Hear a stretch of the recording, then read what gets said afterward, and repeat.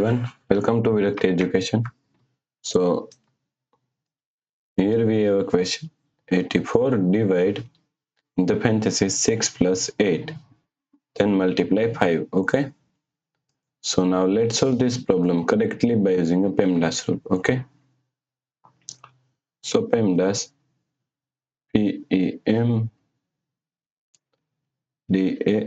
According to PEMDAS, first priority is parenthesis, second priority is exponents, third priority is multiplication and division.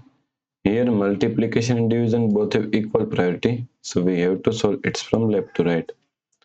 Fourth and last priority is addition and subtraction.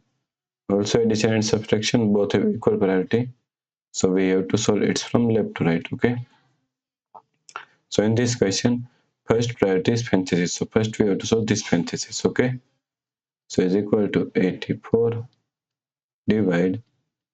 Now solve this parenthesis. 6 plus 8 is equal to 14. Multiply 5. Okay. Now here is division and here is multiplication. Multiplication and division both have equal priority, so we have to solve it from left to right. Okay. So first we have to solve this division.